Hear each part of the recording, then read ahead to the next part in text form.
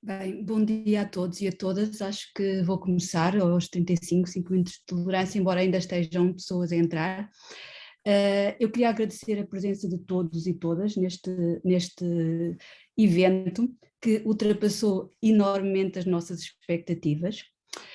Uma vez que somos muitos, eu ia sugerir que escrevessem o vosso nome e a vossa afiliação no vídeo, ou que, em alternativa, trocassem no chat alguma indicação sobre a organização que representam, link, etc. Eu queria mais uma vez agradecer à Ana, à Inês, à Cláudia e à Catarina por aceitarem o desafio de fazer parte deste primeiro encontro do grupo temático Governanças, Políticas Públicas e Estratégias. Para quem não sabe, estes debates inserem-se nas atividades da Rede Alimentar Cidades Sustentáveis e eu convidava todos e todas a visitar o nosso site alimentarcidadessustentáveis.wordpress.com. Esta rede foi fundada no verão de 2018 e reúne neste momento mais de 450 atores do sistema alimentar em Portugal, desde o governo central ao governo local, à sociedade civil, à academia e organizações sem fins lucrativos. O que nós fazemos é a partilha voluntária de informação e de recursos sobre os sistemas alimentares. As três propostas de políticas públicas que hoje vão ser apresentadas resultam de uma formação desenvolvida pela Fundação Gulbenkian, a que eu tive o privilégio, assim como as três pessoas que vão aqui apresentar, as minhas colegas Ana, Cláudia e Inês, de participar.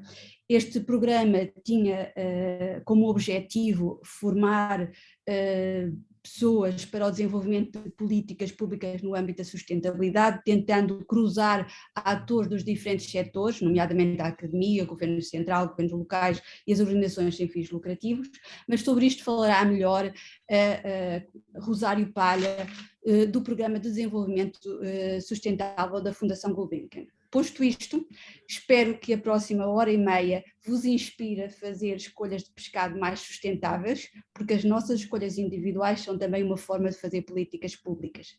E passo a palavra a Rosário Palha, da Fundação Gulbenkian. Muito obrigada a todos e todas. Olá, bom dia. Muito obrigada, Cecília, obrigada por esta oportunidade de falar um bocadinho do LIP, que foi exatamente um programa de capacitação para informar políticas públicas centrado no tema da produção e do consumo sustentáveis. A motivação para este projeto partiu da constatação de que existem em Portugal muitas pessoas com conhecimento técnico e boas ideias nesta área de trabalho, mas não existem tantas pessoas com experiência e conhecimento sobre como fazer ou como influenciar políticas públicas, que já é enfim, são competências mais específicas e muito importantes para influenciar os processos de decisão. E, portanto, foi por isso e também até para promover uma maior abertura dos próprios processos de decisão a contributos externos, que a Fundação Carlos Gulbenkian desenhou e implementou o LIP em colaboração com o International Center for Policy Advocacy e o IES. Foi um programa que decorreu ao longo de 10 meses, mais ou menos, entre 2019 e 2020, e contou com 14 extraordinários participantes que estão aqui tão bem representados pela Ana, a Inês, a Cláudia e a Cecília, que irão apresentar os seus trabalhos, que são interessantíssimos. Acho que vai ser uma excelente sessão.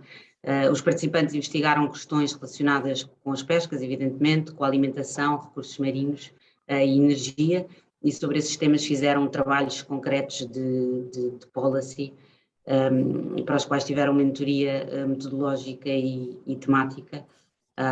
E pronto, eu não me alargaria muito mais sobre o LIP, porque não é isso que interessa hoje, e aproveitava só também para dar os parabéns à Cecília e a todos os que participam na Rede Alimentar Cidades Sustentáveis, que nós acompanhamos com muito interesse e que de facto tem feito um excelente trabalho de colocar aqui as pessoas interessadas neste tema em contacto e de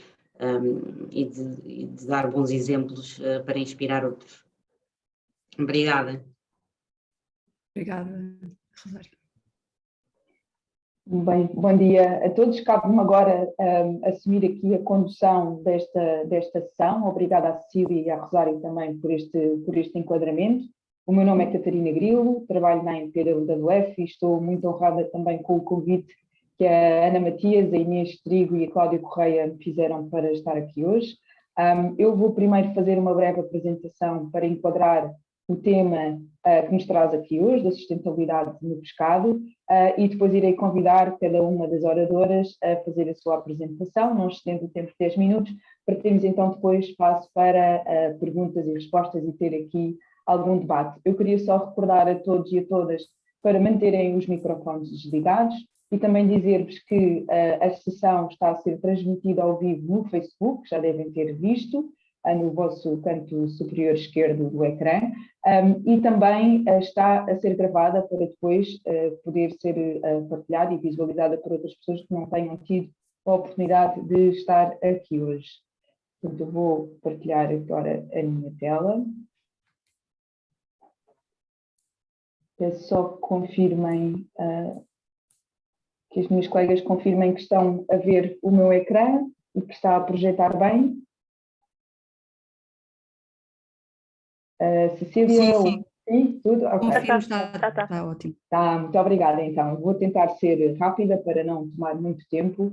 Portanto, o tema que nos traz aqui hoje é a sustentabilidade do pescado, que se prende e muito também com o papel do oceano enquanto com a sua função de fornecimento de alimentos. O oceano e a vida marinha em geral são muito importantes para nós, apesar de muitas vezes não darmos por isso. Têm um papel quer de subsistência pela produção de alimentos, quer produção também de outras matérias-primas que são retiradas dos oceanos. É importante também para a regulação do clima, que é algo que tem vindo cada vez a ganhar mais destaque no contexto das alterações climáticas. O oceano absorve uma grande parte do aquecimento global.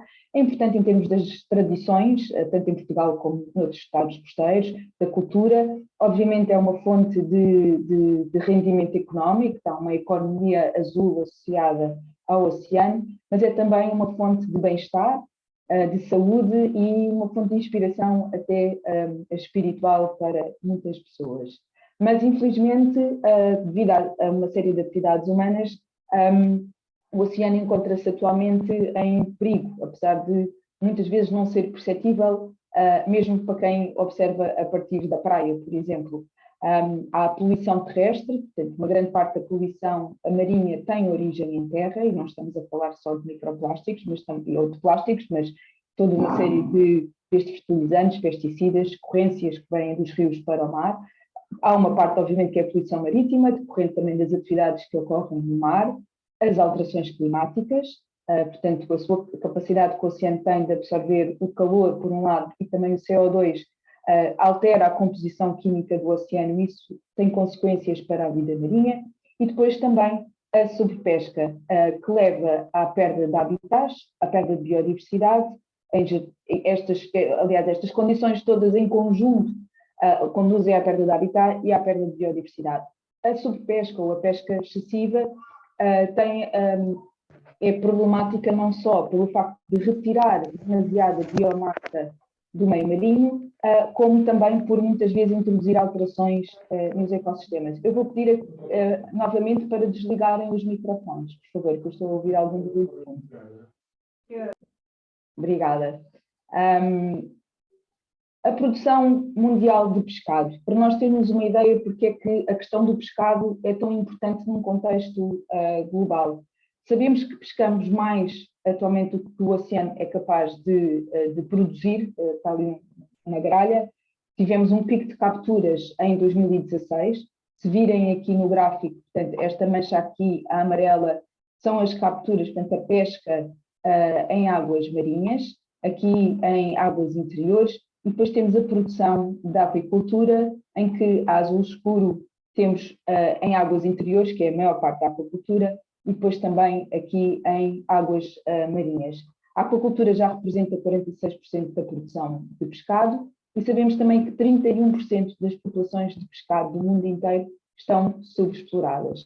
Aliás, nós sabemos também que a procura pelo pescado, no fundo, tem sido o grande motor de um aumento das capturas e também um aumento da produção da aquicultura. Se em 1961 o consumo mundial per capita de pescado se cifrava em pouco mais do que 5 kg, porque atualmente esse valor quase que chega aos 20 kg anuais.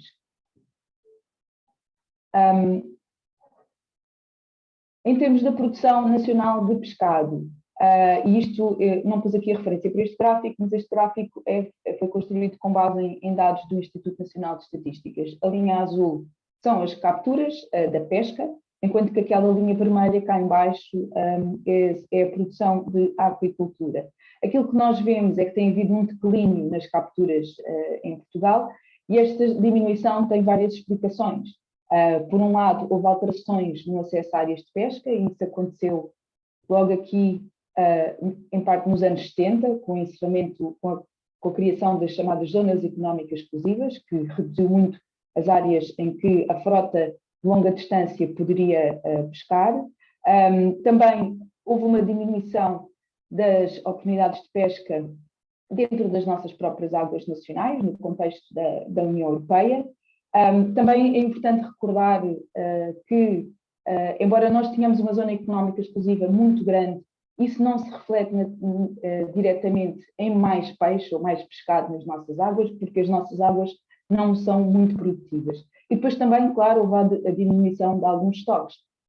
Certamente que alguns de vocês estão recordados de ouvir em anos mais recentes as preocupações com a diminuição do estoque da sardinha, que é um estoque que é partilhado entre Portugal e Espanha. Ao mesmo tempo, no contexto nacional, temos também um consumo de pescado muito acima da média. Somos o terceiro maior consumidor de pescado per capita do mundo, mas 2/3 do pescado que nós consumimos em Portugal é importado.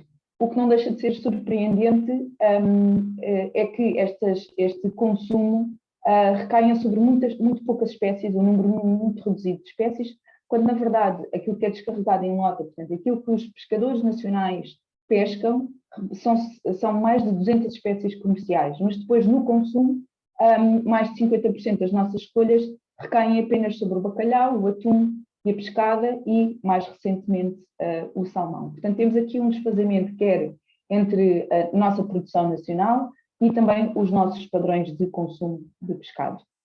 E o que é que nós falamos quando falamos de pescado? Não é só peixe, é também os peixes, os ósseos, aqueles mais conhecidos como sardinha, carapau, faneca, pescada, etc., mas também os peixes cartilagíneos, os tubarões e as raias. Eu fiz questão aqui também de discriminar aqui o nome de alguns tubarões, porque muitas vezes as pessoas não têm noção que peixes como a pata roxa, a tintureira e o cação não têm tubarão no nome, mas são tubarões. Mas depois também temos todos uma outra panóplia de animais marinhos que se enquadram nesta definição de pescado. Os cefalópodes, como a lula, o polvo, os bivalves, os ouriços do mar, os crustáceos e até as algas. Tal como há uma grande diversidade de pescado no mar, também há uma grande diversidade de artes de pesca. Estas são aquelas que acabam por ser as mais comuns em Portugal, mas de facto em todos os países têm artes de pesca mais ou menos diferentes, porque estão adequadas ao tipo de peixe e aos hábitos desses peixes que servem para a alimentação. Porquê é que o consumo de pescado também é tão importante e porquê é que é importante falarmos da sustentabilidade no consumo de pescado? Por um lado, porque é a única fonte de proteína selvagem que nós atualmente consumimos, é uma fonte de importantes nutrientes, mas também é uma fonte de rendimento e não é novidade para ninguém que é uma parte essencial da nossa cultura e também na nossa cultura gastronómica.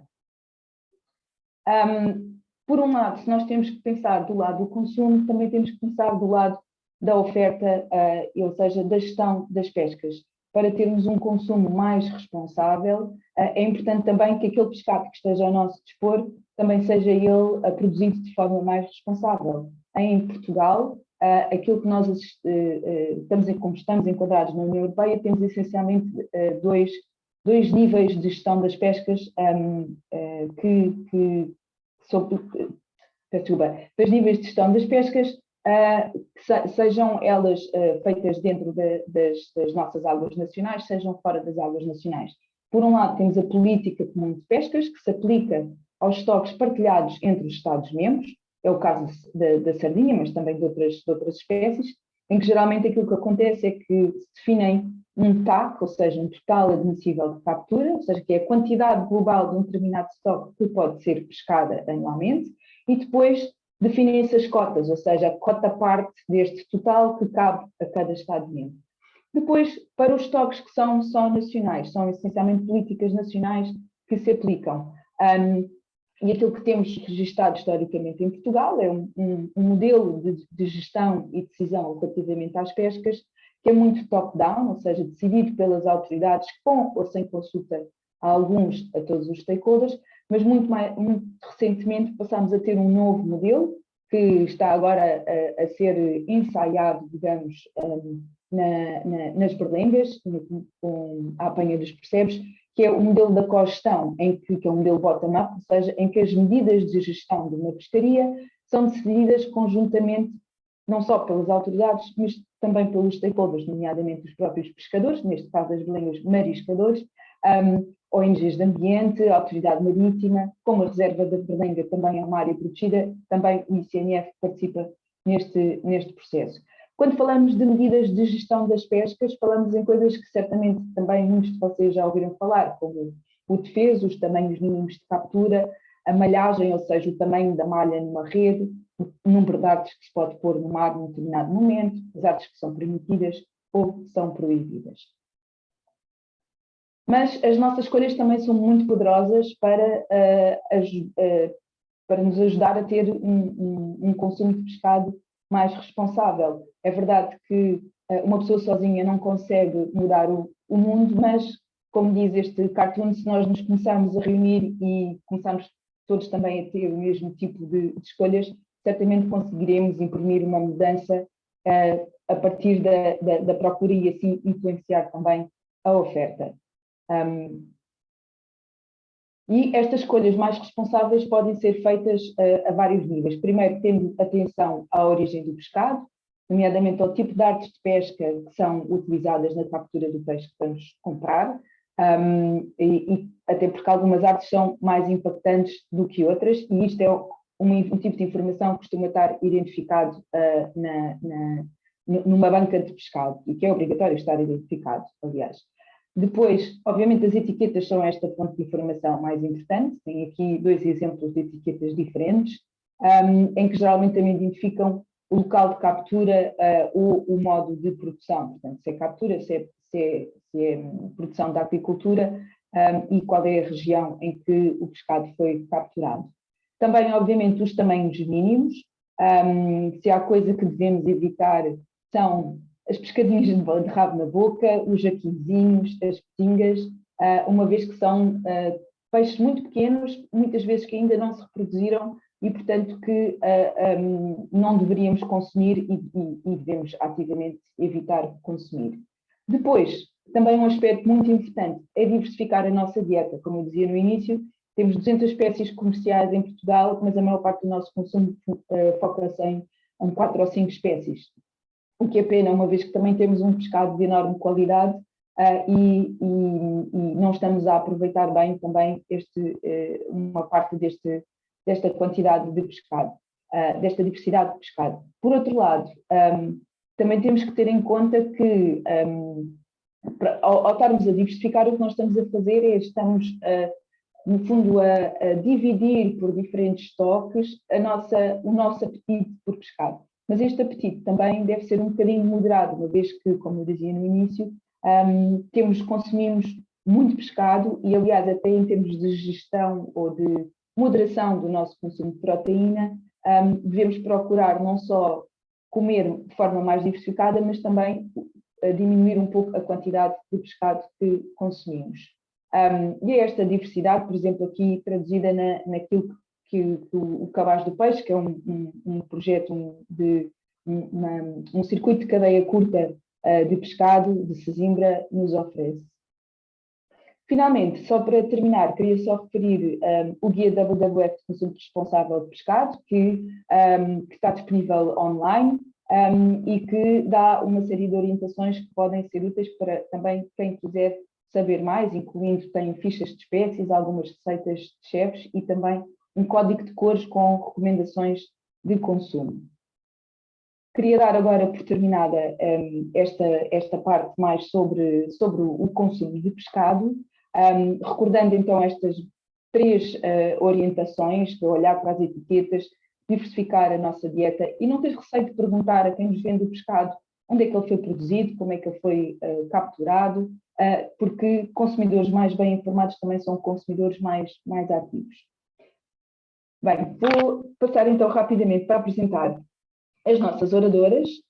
Temos a Cláudia Correia, que é da Universidade de Évora, participou no LIP enquanto bolseira de investigação na Universidade de Évora, e o trabalho que ela nos traz hoje, que vai apresentar de seguida, prendem-se com a gestão de pescarias de peixes anádromos, e ela depois também vai nos explicar o que são peixes anádromos, nas bacias do Volga e do Mondego, e a forma como ela vê o melhor envolvimento dos pescadores na gestão destas pescarias.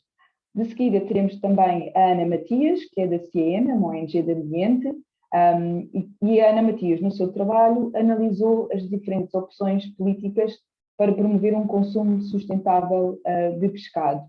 A Inês Trigo afunilou ainda mais a questão do consumo sustentável de pescado e focou-se em particular em campanhas de promoção de consumo de pescado. Ela analisou 30 campanhas para melhor compreender os seus pontos fortes e fracos e perceber que caminhos para o futuro poderemos ter na promoção pública de um consumo mais responsável de pescado. Eu vou interromper agora a minha partilha e convidar então a Cláudia a fazer a sua apresentação, recordando que tem 10 minutos para o fazer, está bem? Obrigada, Cláudia. Olá, bom dia. Eu vou partilhar.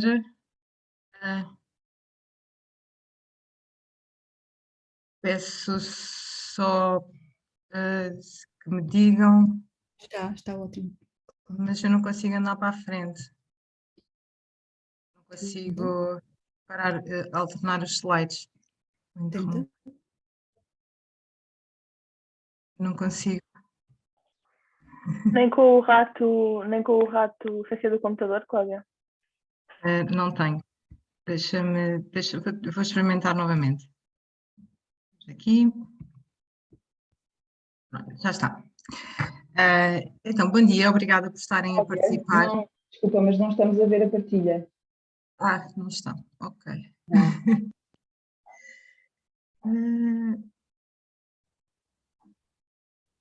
Vamos aqui, compartilhar tela. Ok, estão a ver agora? Sim, sim. Sim, tens só que... Ok, está funcionando. Já está tudo ok. Tá. Então, novamente, obrigada. Obrigada por participarem, bom dia a todos. Eu vou passar muito rapidamente os primeiros slides da minha apresentação e vou focar sobretudo na dimensão social do problema.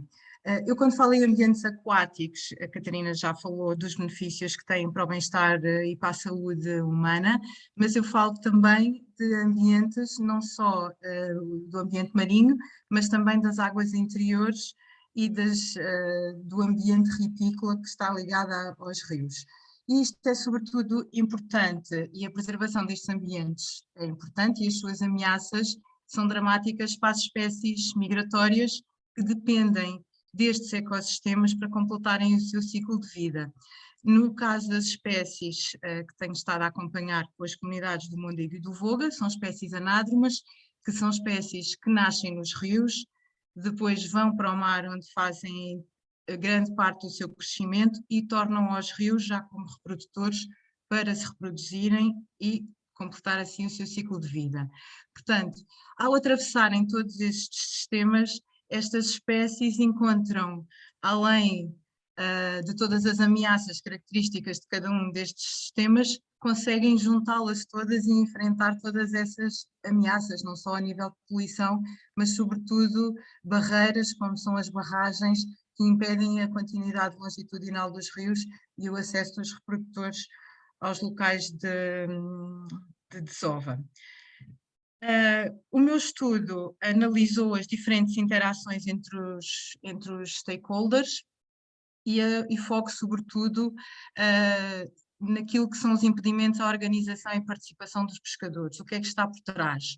Além dos questionários e na sua execução, utilizei uma abordagem Human-Centered Design e isto permite-nos ter conhecimento mais intrínseco daquilo que são as motivações e os incentivos necessários às pessoas adotarem comportamentos mais sustentáveis e permite-nos ler nas entrelinhas daquilo que são as respostas que as pessoas nos dão às perguntas que fazemos dos questionários. Permite-nos perceber o que é que elas sentem em relação a determinado assunto, porque é que se sentem assim e o que é que elas fariam ou o que é que as levaria a sentir-se de maneira diferente e a adotar comportamentos mais responsáveis. As principais razões identificadas para a pesca não ser sustentável, a perda de habitat e a sobrepesca são amplamente identificadas, mas depois aqui as más práticas de exploração dos recursos é algo que eu discrimino um bocadinho melhor aqui, que é mais complexo e tem a ver com a falta de organização que existe nestas comunidades. Nós estamos a falar de um recurso que é explorado em jurisdição marítima, portanto nas águas marinhas, mar e estuário, e também nas águas interiores, de jurisdição de águas interiores, portanto 2 ministérios diferentes, e consequentemente existem regras diferentes, e na parte da organização dos pescadores as diferenças são mesmo muito grandes, porque enquanto nas águas marítimas nós temos alguma organização e existem algumas associações, nas águas interiores essa organização simplesmente não existe, nem sequer existem associações de pescadores. E isto faz com que depois a comunicação seja muito difícil e faz com que eles tenham dificuldade em advocar por regras mais justas e competir, por exemplo, com as importações de lampreia que chegam de França e que inundam o mercado a preços mais baratos, com as capturas acessórias de sábel, por exemplo, que são feitas no mar e que também enchem os mercados e fazem baixar o preço,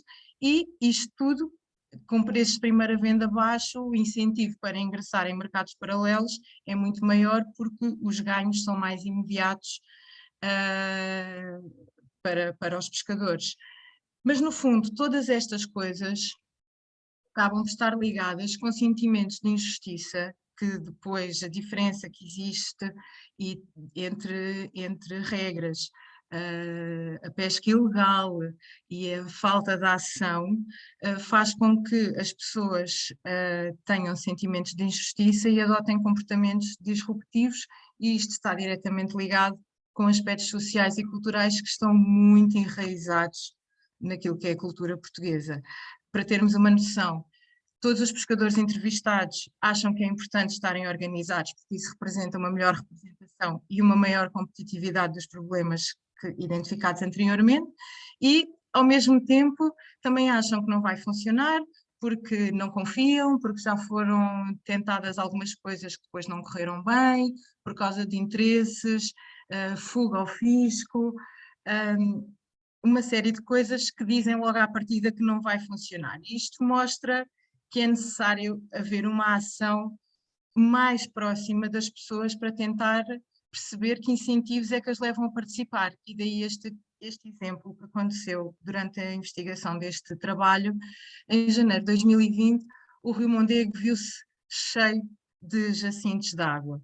Muito rapidamente, os pescadores não sabiam o que é que haviam de fazer, fizemos um workshop, um comunicado de imprensa, onde demonstrámos a insatisfação dos pescadores por não terem sido incluídos num processo de gestão e decisão de descarga. Basicamente, o leito do Mondego, em paralelo, tem os canais de arroz, os canais que vêm dos arrozais de Montemor, e é aí que se concentram os jacintos, que depois são empurrados para o leito principal para virem até à praia e ficarem por ali.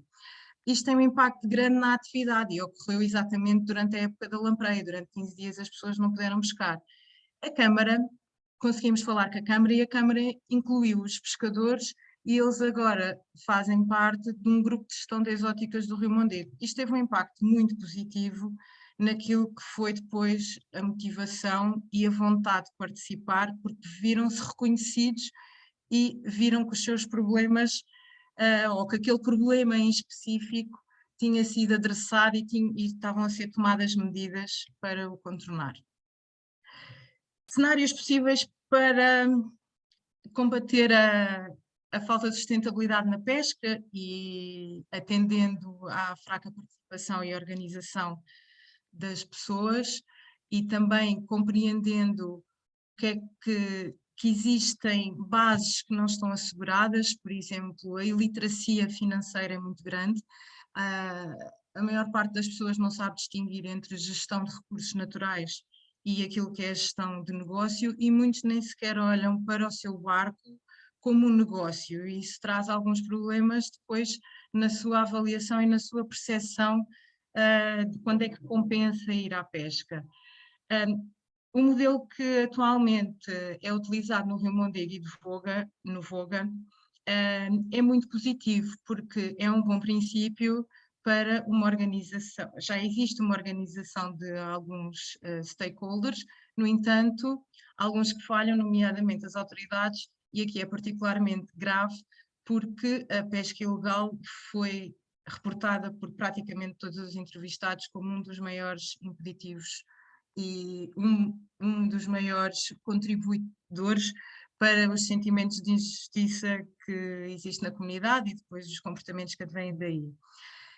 Idealmente, a Catarina falou-nos da cogestão, e aqui implementar um comitê de cogestão poderia ser uma boa ideia, mas existe um risco muito grande que tem a ver exatamente com a falta de representatividade, e na lei que saiu, que regulamenta a cogestão, 50% dos pescadores têm de estar, mais 50% dos pescadores têm de estar de acordo, e nós aqui, numa comunidade que inclui águas interiores e marítimas, mais de 50% que corresponde às águas interiores nem sequer está organizada. Portanto, é necessário haver aqui uma ação intermédia, que é a ação que proponho, a criação de um agente local que vai promover exatamente essas mudanças a longo prazo, por trabalhar diretamente com a comunidade e perceber quais são as suas motivações e incentivos necessários para adotarem comportamentos e práticas mais sustentáveis e, no fundo, para adressar as recomendações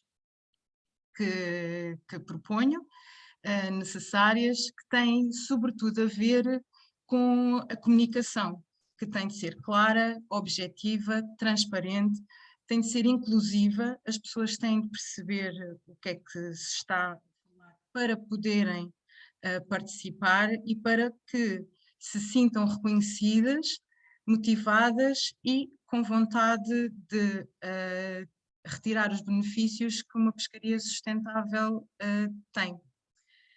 Para reflexão na nossa conversa mais à frente, deixo aqui a minha principal conclusão, que tem a ver precisamente com se nós a determinada altura vamos ter de investir na educação das pessoas. As pessoas têm de ser educadas a níveis mais básicos de gestão e de finanças, para gerirem melhor os seus recursos e fazerem melhores opções, e isso vai ter um impacto depois naquilo que é a conservação do recurso. Ao mesmo tempo, a comunidade ativa precisa de ser capacitada e envolvida para que se consigam perceber as suas motivações e identificar incentivos e motivar a sua participação. E obrigada. Obrigada a nós, Cláudia, pela excelente e super interessante apresentação. Vou dar agora a palavra à Ana Matias. Cláudia, depois pesquisar para a partilha. Vou só dizer muito rapidamente, enquanto a Ana também vai partilhando o ecrã dela, que se tiverem questões podem ir colocando no bate-papo, nós depois vamos tentar dar resposta depois das apresentações estarem concluídas, e irei partilhar também, para quem tiver interesse, irei partilhar no bate-papo o link para o número do Portuguese Journal of Public Policy, the Public Policy Portuguese Journal, que foi onde os policy briefs resultantes do LIP, incluindo das nossas 3 oradoras foram publicados, caso alguém tenha interesse. Ana, podes começar. Obrigada, Catarina. Obrigada a todos. Conseguem ver o meu ecrã, não conseguem? Sim? Boa. Então, começar por agradecer a toda a gente que está nesta sala. Como a Cecília disse ao início, excedeu largamente as nossas expectativas. Estamos mesmo contentes por ter um público tão diversificado. E diversificado vai ser aqui, provavelmente, a palavra-chave da minha apresentação, diversificar. E eu começar por me apresentar. Eu sou Ana Matias, eu trabalho na Siena, a Siena é uma ONG de conservação marinha, que tem âmbito nacional, mas também trabalhamos com políticas públicas e entidades europeias. Agradecer, claro, aqui à Fundação Carlos Gulbenkian que nos permitiu fazer este trabalho, que penso que de outra forma dificilmente teríamos tido a capacidade, o tempo, a disponibilidade para nos dedicarmos a este trabalho, e também a Rede Alimentar Cidades Sustentáveis, de onde surgiu este convite e que nós muito agradecemos. Vocês conseguem ver o meu ecrã todo, certo? Porque eu tenho aqui as câmaras aparecem aqui de lado, eu não sei se estou a tapar alguma coisa. Vem tudo? Ok. Deixo aqui alguns dados. O meu trabalho, como a Catarina disse ao início, focou-se em perceber de que forma, primeiro, se havia abertura para políticas públicas influenciarem um consumo mais responsável, mais sustentável de pescado. Depois podemos discutir aqui esta questão do responsável versus sustentável, mas deixo aqui alguns dados sobre o consumo de pescado em Portugal. Não vou repetir, porque a Catarina já o fez no início e muito bem. Só aqui alguns dados que eu achei interessantes. O que me pareceu mais interessante neste caso, aqui para o caso, é esta questão de nós efetivamente desembarcarmos em Portugal, de serem desembarcadas cerca de 200 espécies. Mais de 200 espécies, às vezes menos de 200 espécies, mas é um número relativamente grande quando comparado com as espécies com que nós estamos familiarizados e que nós acabamos por consumir. O que nos dá aqui alguma indicação de que existe muito por onde explorar, e foi um bocadinho por aí que eu tentei ir. No que toca aqui ao consumo de pescado em Portugal, aquilo que me pareceu interessante, não sendo uma novidade, mas é sempre interessante confrontar-nos com estes dados, essa questão de o bacalhau ser de longe a espécie que nós mais consumimos, isto são valores per capita por ano, claro, e depois seguido de não muito perto de outras duas espécies que nós também consumimos bastante. A seguir vem a sardinha por aí abaixo, e mesmo a partir da sardinha para baixo os consumos são cerca de 1 kg, 1,5, 1,6 kg por ano, de onde o bacalhau é claramente o tal absoluto campeão, como se costuma dizer. O que é que eu foquei aqui? Então, esta pouca variedade de espécies é interessante dizer que, se calhar comparado com outros países, não é assim tão pouca variedade. Esta pouca variedade que nós aqui falamos é quando comparado com as espécies que são desembarcadas. Nós efetivamente temos uma gastronomia muito rica, está muito presente no nosso dia-a-dia, aliás são hábitos que são profundamente complexos, muito enraizados, e acho que toda a gente que trabalha, que começa a trabalhar com este assunto, se percebe. O primeiro embate é esse, não é? Que são hábitos que estão profundamente enraizados, que têm uma ligação muito forte àquilo que é a nossa emoção, ao nosso contexto cultural, ao nosso contexto geográfico também, e então acaba por ser uma camada extra de complexidade quando nós tentamos falar sobre estes assuntos. Depois, obviamente, há muitas entidades envolvidas, tipicamente em Portugal, e não só, as entidades que estão envolvidas nas políticas alimentares não têm a ver necessariamente com o mar, têm a ver mais com saúde até, do que com o mar e do que o setor primário, exatamente.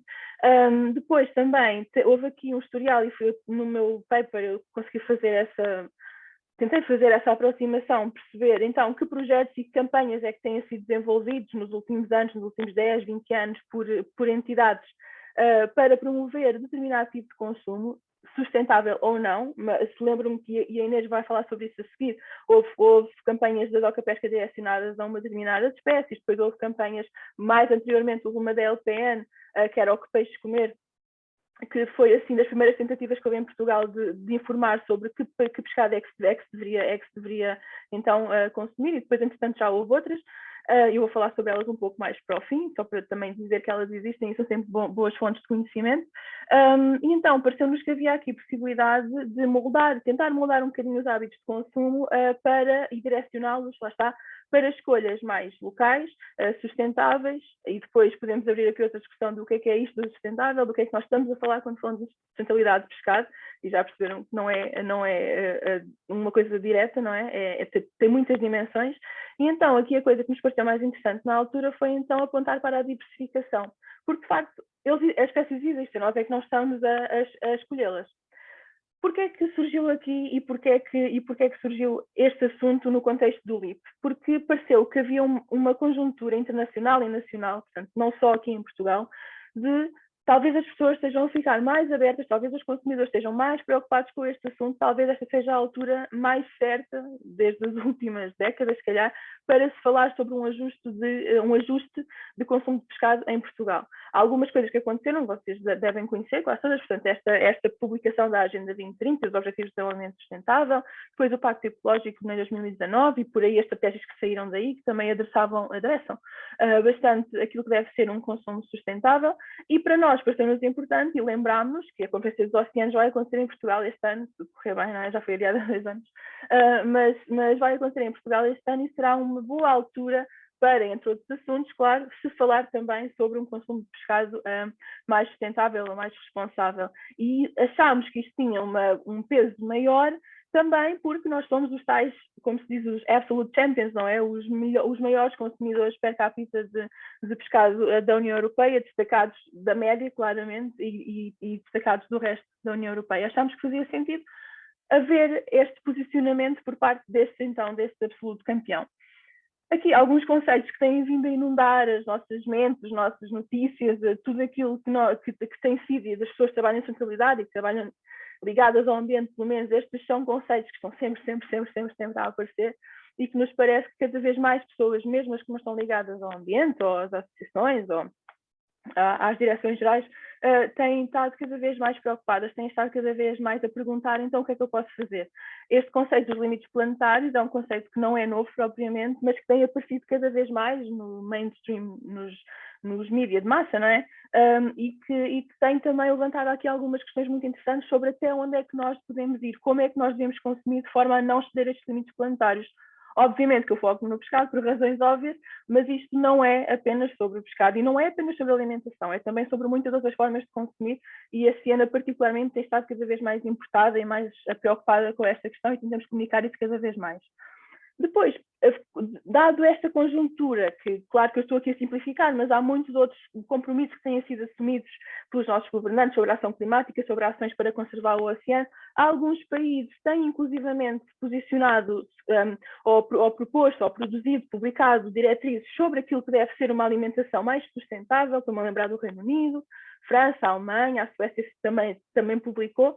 Portanto, estamos a assistir assim uma espécie de uma mudança de foco de uma dieta saudável, não deixando de o fazer. Obviamente é importante que a dieta continue a ser saudável e continue a haver diretrizes para dietas saudáveis, mas temos também aqui a adicionar uma camada extra de dietas sustentáveis. E cada vez mais tem sido essa a preocupação das ONGs, não falando apenas da Siena, mas todas as outras com quem nós trabalhamos, nacionais e internacionais. E depois apercebemos também que existe, sempre existiu não, mas tem existido adicionalmente um esforço por parte dos nossos governantes e dos nossos governos sucessivos de apostar ou de investir em iniciativas públicas que tencionam mudar hábitos que são nocivos para a saúde pública. Estou-me a lembrar, por exemplo, do tabaco, estou-me a lembrar, por exemplo, da obesidade, estou-me a lembrar, por exemplo, do consumo excessivo de sal. E isso tem um propósito, obviamente, que é assegurar a saúde pública, mas também há de ter um propósito, e tem um propósito de prevenção, ou seja, os gastos que iremos ter com saúde pública no futuro, ou que já estamos a ter com saúde pública, relacionados com hábitos menos saudáveis de consumo de alimentos, existem. Então nós pensámos, se calhar existe abertura, e vamos explorar isto, e foi isto que nós explorámos, existe abertura para haver investimento em iniciativas públicas que não só têm como objetivo dietas saudáveis, mas também sustentáveis, porque na realidade aquilo que nós estamos a fazer ao planeta através dos nossos hábitos de consumo terá que ser pago também. Portanto, isso também no limite pode traduzir-se também num valor, podemos estar a falar, não sei exatamente de que valor é que estamos a falar, mas nós vamos ter que tomar ações para restabelecer os estoques pesqueiros, para combater as alterações climáticas, e tudo aquilo que nós fazemos, a forma como nós consumimos, tem impacto nisto. Então, nós focámos precisamente em abordar um consumo ou tentar direcionar então as pessoas para um consumo que fosse simultâneo, um consumo de pescado, que fosse simultaneamente sustentável, mais diverso e local. E o simultaneamente aqui foi muito importante, porque o sustentável já existe algumas campanhas direcionadas para aí, mas a diversificação pareceu-nos muito importante, e então apostar no local, no nacional, ou o mais perto possível, vamos dizer assim, porque sabemos que às vezes não conseguimos ir ao nacional, temos que ir à União Europeia, ou à Europa, pareceu-nos também que seria importante. Outra coisa que também nos apercebemos é que, lá está, é dada cada vez uma atenção maior aos impactos de consumo, mas, mais do que isso, houve um estudo que foi publicado em 2017, penso eu, que ainda não foi atualizado, que nos mostrava que 8 em cada 10 portugueses, ou portanto 80% das pessoas, assim, no modo geral, claro que o estudo tem a sua limitação porque não entrevista toda a gente, como é óbvio, mas que consideravam que o governo deveria intervir, ou intervir para promover hábitos de alimentação mais sustentáveis, e inclusivamente, uma coisa muito específica, considerava que devia haver essa promoção de produtos mais sustentáveis nas cantinas públicas. E nós achámos este ângulo muito interessante, porque as cantinas públicas efetivamente servem muitas pessoas por dia. Não estamos só a falar de escolas, estamos a falar de todo o tipo de cantinas públicas em organismos públicos que existem. E então, esta noção de que já existia algumas diretrizes, a partir dos anos 70 mais ou menos, sobre o que é que deve ser uma dieta sustentável ou uma dieta saudável, mas poucas vezes nos temos dedicado a comunicar o que é uma dieta sustentável, e isto é mais verdade ainda para o pescado, sem dúvida. Aquilo que pareceu interessante era que, e houve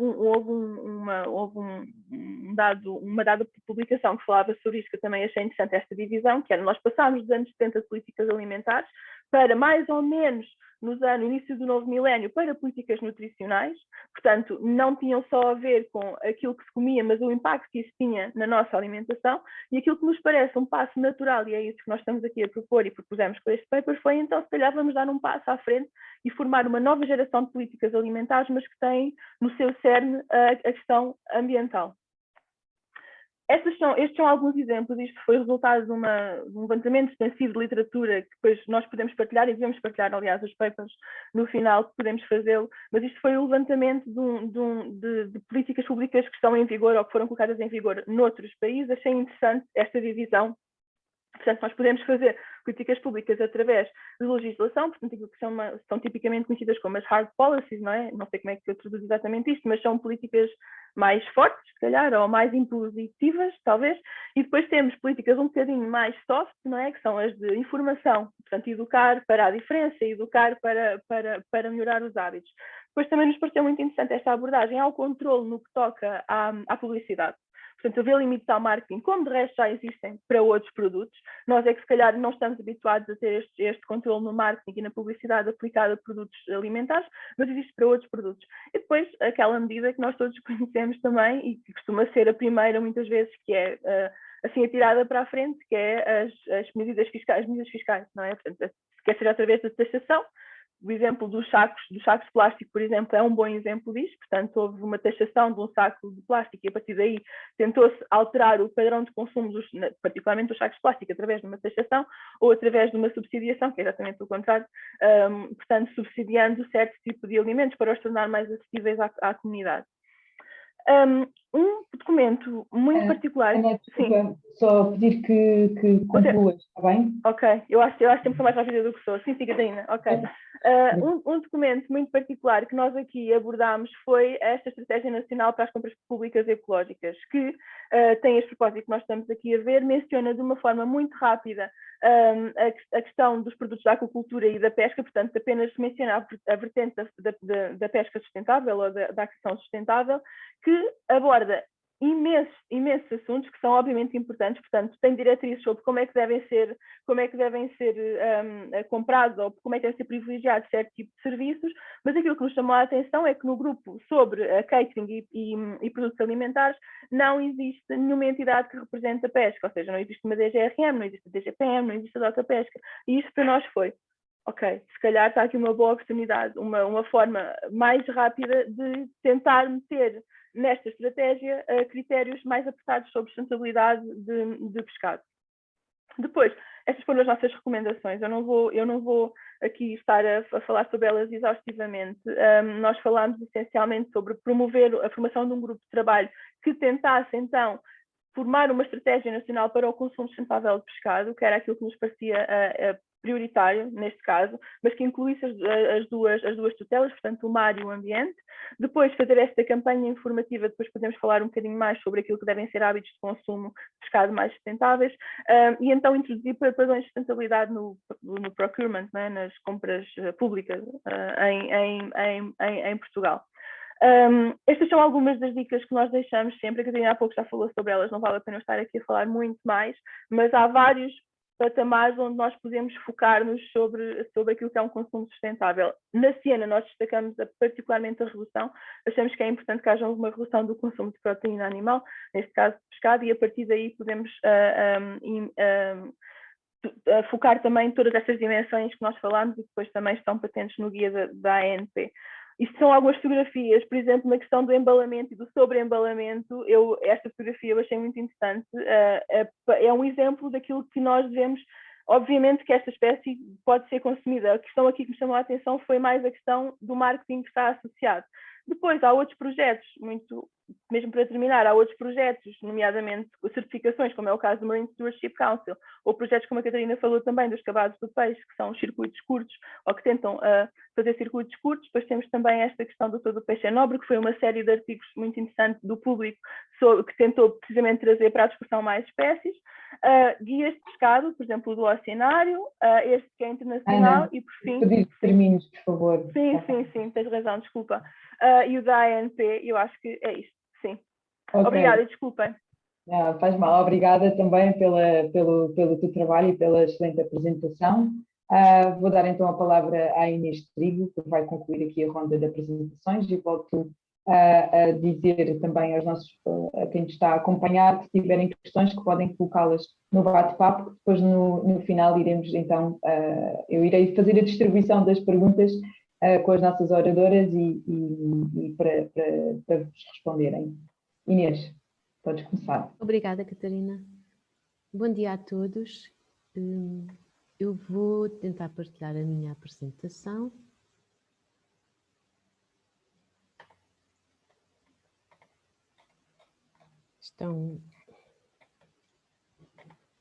Penso que já estarão a ver.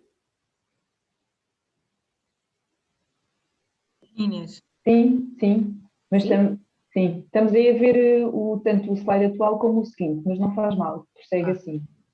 Assim? Mas estamos a ver as Está notas. melhor? Sim. E assim? Não. Não, tem que ser como estava.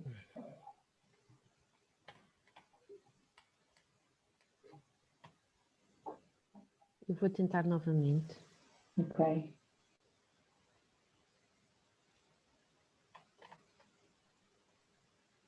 Assim? Espera aí. Agora já está ótimo. Está ótimo? Ok, ótimo. Obrigada. Obrigada a todos pela presença. Eu trabalho atualmente na Direção-Geral de Política do Mar, que pertence ao Ministério do Mar. E, portanto, já estou aqui há quase 5 anos a olhar para tudo aquilo que está relacionado com a sustentabilidade do meio marinho. Na verdade, o programa LEAP, do qual já falámos hoje, para mim foi uma excelente oportunidade, permitiu-me abrir uma janela e olhar para a sustentabilidade do pescado. Porque, na verdade, esta primeira edição do LEAP focou-se na produção e consumo sustentável. E eu pensei que talvez fosse interessante olhar para o consumo do pescado. E porquê? Porque o consumo do pescado é um grande desafio em Portugal. É o mais elevado da Europa, não apresenta uma tendência decrescente e pode ter consequências ecológicas, económicas e para a saúde.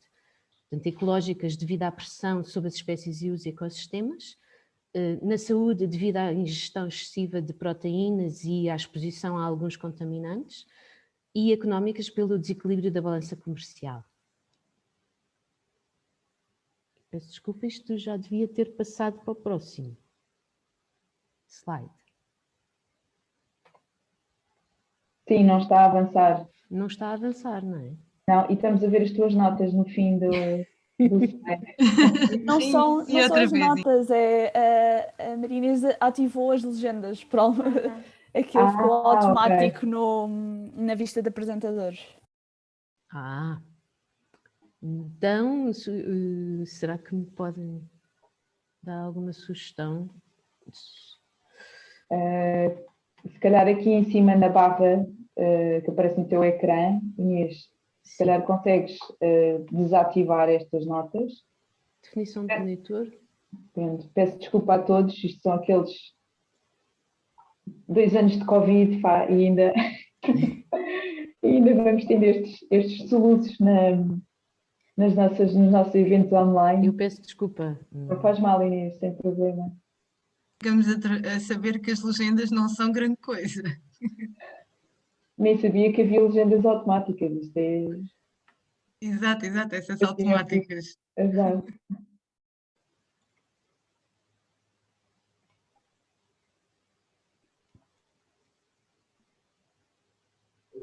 Inês, se calhar podes partilhar como tinhas partilhado inicialmente, na primeira vez. Sim, olha. E acho que é uma questão de nos 3 pontinhos selecionar para sair da visão do apresentador e ficará normal.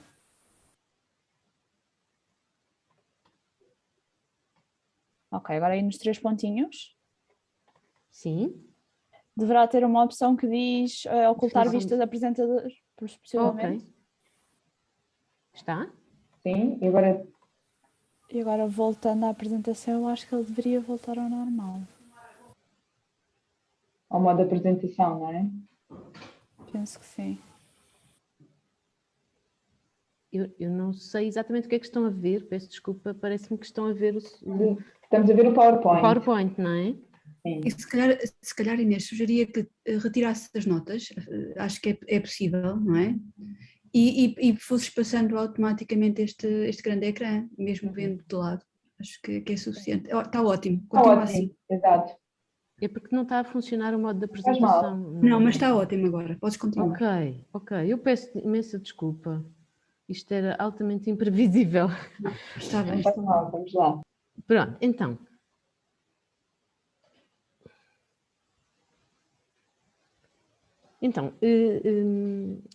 Aquilo que eu estava a dizer é que o LIP de facto permitiu-me ter uma oportunidade para olhar para o consumo de pescado em Portugal.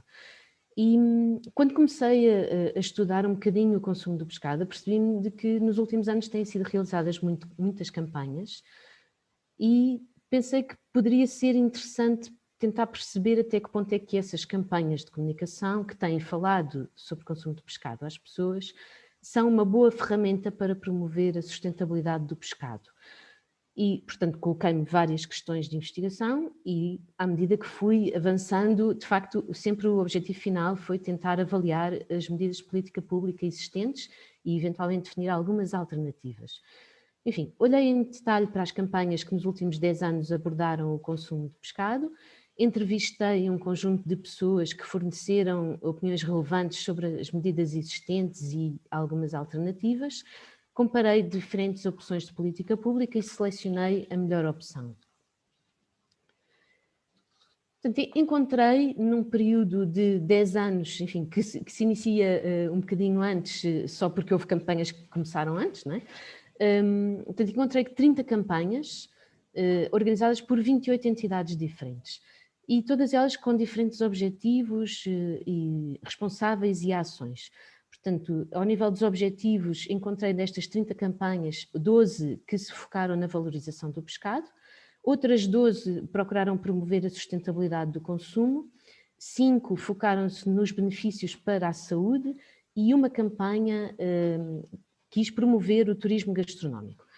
Os organizadores destas campanhas são muito diferentes entre si, incluem instituições públicas, algumas associações ligadas aos vários setores, portanto, à pesca, à indústria de transformação do pescado, mas também à ciência, à saúde e ao turismo, algumas organizações não governamentais, designadamente de ambiente, empresas privadas e empresas estatais.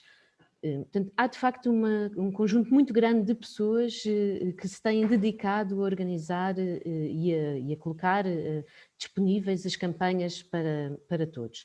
E através de ações muito distintas entre si, incluindo materiais de comunicação muito diversos, a criação de websites dedicados, a implementação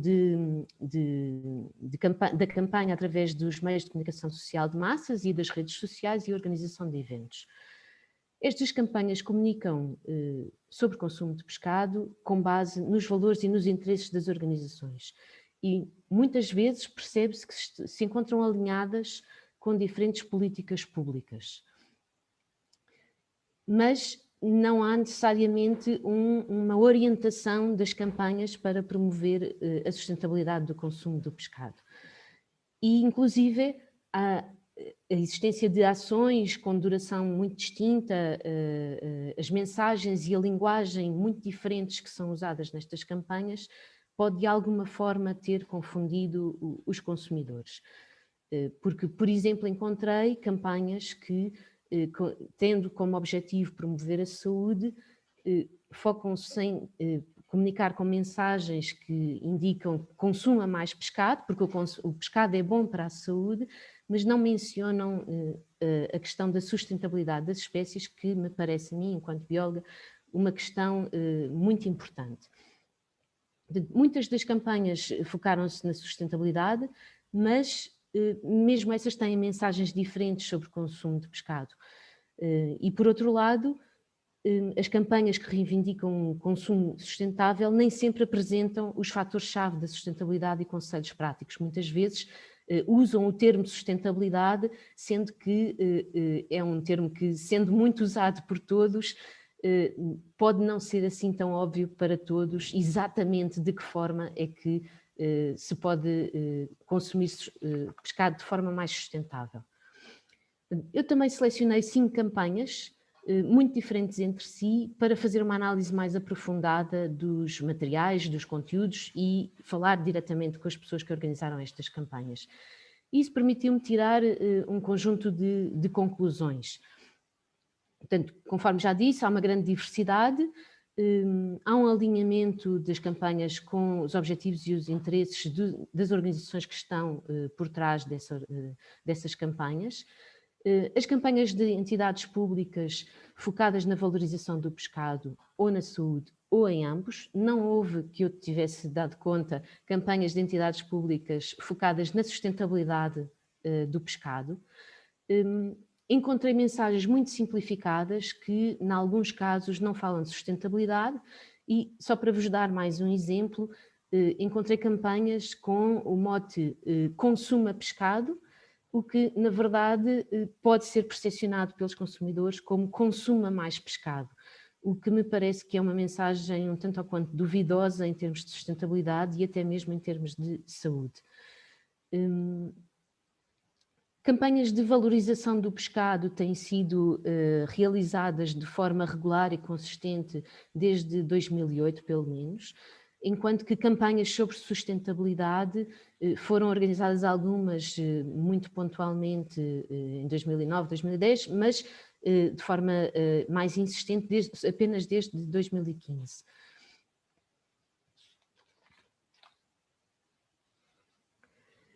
Então, a mim parece-me que as campanhas têm um contributo importante para promover a sustentabilidade do pescado, porque muitas destas campanhas, de facto, acabam por divulgar alguns conselhos e algumas dicas muito importantes para os consumidores e que podem ajudar, de alguma forma, os consumidores a consumirem de forma mais sustentável, mas penso que as campanhas poderão contribuir ainda mais para promover a sustentabilidade do pescado se forem desenvolvidas de uma forma contínua no tempo e de forma coerente. E, portanto, eu penso que é importante que as campanhas possam ser incisivas e simples nas mensagens que comunicam e que é muito importante que haja uma base científica na definição dessas mensagens, mas também técnicas de comunicação científica e de marketing, ou seja, é preciso envolver profissionais nestas áreas, por forma a garantir que, de facto, as campanhas cumprem os objetivos. Por outro lado, campanhas públicas que são específicas, eu penso que devem ser apenas dirigidas a unidades populacionais, ou seja, estoques, que são regularmente avaliados e que se sabe que são explorados de forma sustentável. Ora bem, eu também olhei para as principais políticas públicas que influenciam o consumo do pescado em Portugal e, portanto, identifiquei os instrumentos mais importantes e analisei-os. E, portanto, de uma forma geral, posso dizer que estas políticas têm medidas interessantes para a promoção da sustentabilidade, mas também identifiquei um conjunto de falhas nestas políticas públicas, não só individualmente, na medida em que algumas não referem sequer a necessidade de promover a sustentabilidade do pescado, mas também porque não há uma articulação entre as políticas públicas. Portanto, por um lado, não há uma política pública específica sobre o consumo do pescado e, por outro lado, não há uma articulação entre as políticas públicas. Durante esta investigação, consegui identificar um conjunto alargado de medidas, através de todo o trabalho que fui desenvolvendo e em contacto com muitas pessoas que me ajudaram a refletir melhor sobre estas questões. E, portanto, há um conjunto de medidas que foram identificadas, algumas para melhorar as campanhas e que podem incluir a identificação de boas práticas e também um guia oficial de recomendações de consumo de pescado. Também identifiquei medidas destinadas a mudar a oferta, que podem incluir, por exemplo, a promoção de uma coligação de atores da fileira do pescado, melhorar a rastreabilidade dos produtos do pescado, apoiar a certificação e aumentar a recolha de dados biológicos que permitam avaliar melhor os estoques. No entanto, quero deixar claro que isto foi apenas uma primeira identificação e avaliação das medidas e que será sempre necessário fazer uma avaliação mais detalhada da adequação e da execuibilidade das medidas, a identificação dos prós e dos contras, a definição de objetivos e também de um conjunto de requisitos e de critérios antes de se definir exatamente se vale a pena avançar com estas medidas em concreto. Então, uma das principais conclusões a que cheguei durante este estudo é que não basta fazer melhores campanhas. Portanto, sendo as campanhas instrumentos úteis para a promoção da sustentabilidade do pescado, eu penso que não são suficientes para mudar o consumo de forma a que ele seja de facto sustentável. Portanto, parece-me que não basta tentar mudar a procura, que no fundo é aquilo que as campanhas visam, acho que é necessário também mudar a oferta. Portanto, aprofundar a análise das medidas existentes, olhar para toda a cadeia de valor do pescado e todos os intervenientes e percebermos todos, eventualmente em conjunto, como é que é possível aumentar a sustentabilidade da procura e na oferta. Portanto, penso que é necessário promover um amplo debate sobre estas temáticas, tanto a todos os níveis da cadeia, portanto, na produção, na transformação e no consumo. E é necessário mobilizar os setores das pescas, o setor Horeca, portanto, os restaurantes, os caterings, que estão mais diretamente ligados ao consumo, e também o retalho. Todos têm que ser envolvidos para identificar as mudanças necessárias e contribuir para a sua implementação. Enfim, em jeito de síntese, eu penso que não há um caminho único para promover a sustentabilidade do pescado. Muitos pequenos passos têm sido já dados na direção certa, mas penso que é necessário que todos os atores convirjam para a sustentabilidade, através de campanhas e não só. Portanto, as campanhas são importantes, mas penso que devem ser acompanhadas por outras medidas que visem mudar a oferta. Por outro lado, de facto, as campanhas precisam de ser mais consistentes, mais coerentes e mais longas no tempo, por forma a terem objetivos que sejam cumpridos em termos da mudança dos hábitos de consumo. Só um parênteses aqui para dizer que, sendo o consumo de pescado tão relevante em Portugal, atendendo à sua ligação com a cultura ligada ao mar, e todo o gosto que os portugueses têm em consumir não só peixe, mas também marisco, é de facto muito difícil mudar estes comportamentos e mudar estes hábitos de consumo. E daí esta proposta de que haja campanhas que sejam coerentes, consistentes e longas no tempo. É necessária uma abordagem estratégica que contribua para alterar a oferta do pescado através de medidas de política pública previamente discutidas num fórum que inclua todos os atores relevantes. Penso que precisamos de coordenação entre as políticas e entre os atores setoriais.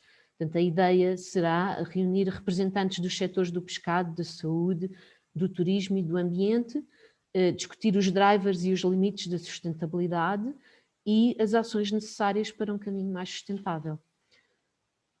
Obrigada a todos, obrigada à Gulbenkian e aos seus parceiros por terem desenvolvido o LIP, que permitiu focar-me aqui um bocadinho na questão da sustentabilidade do pescado, e também obrigada a todas as pessoas que contribuíram para o estudo e que acompanharam o estudo ao longo do tempo, algumas das quais estão aqui presentes hoje. Muito obrigada a todos. Obrigada, Inês. Obrigada também à Ana Matias e à Cláudia. Tina, posso só dizer uma coisa, só para completar o que a Inês estava a dizer? Está aqui a Elisa Borges, que foi a nossa mentora.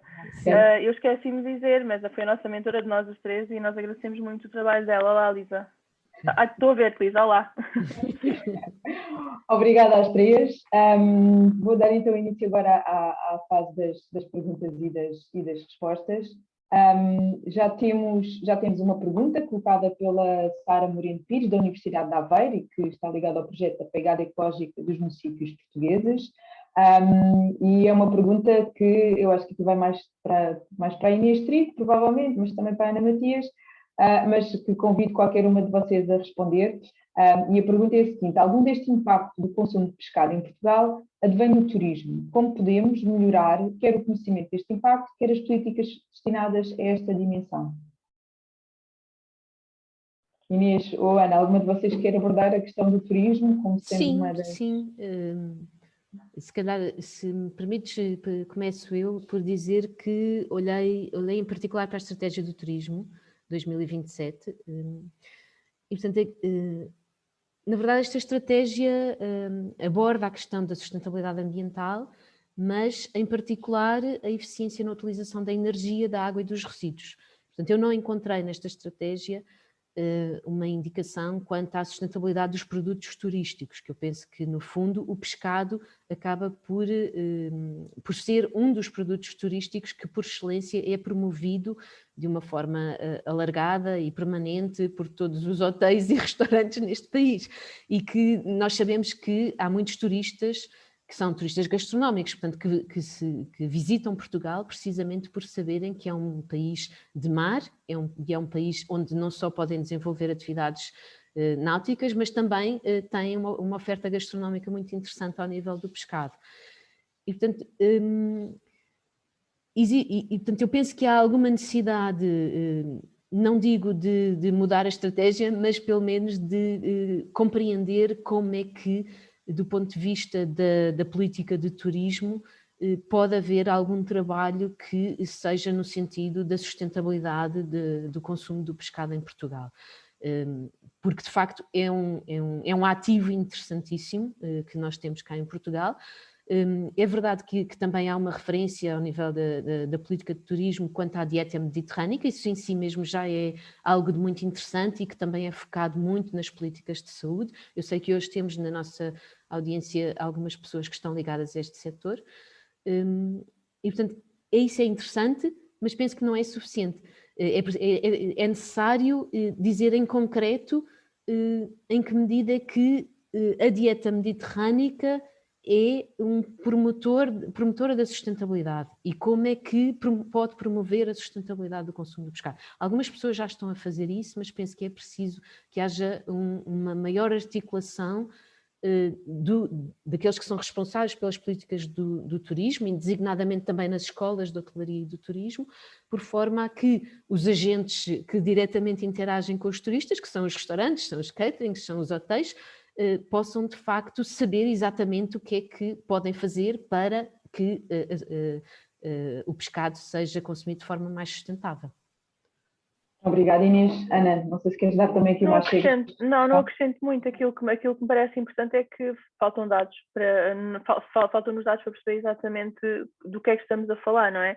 E qualquer política pública tem que ter por base este levantamento de dados. E eu concordo com tudo o que a Inês disse, mas de facto temos que quantificar do que é que nós estamos a falar e depois então poder promover campanhas, políticas, o que for, para resolver esta questão. Obviamente que nós temos aqui uma possibilidade de mostrar às pessoas que cá vêm, aos turistas que cá vêm, seja porque querem ver as coisas, as praias, o que for, ou seja porque querem comer, ou lá está por motivos gastronómicos, que não existe só aquilo que nós estamos habituados a comer. Portanto, eu acho que existe aqui muito espaço para promover, para diversificar as espécies que são oferecidas, para mostrar que existe muita cultura gastronómica que nós comemos de forma diferente, efetivamente, na maior parte dos países, pelo menos mais os que estão a norte, mas eu concordo com tudo o que a Inês disse, só que de facto falta é consubstanciar com dados, não é? Estamos a falar do quê exatamente?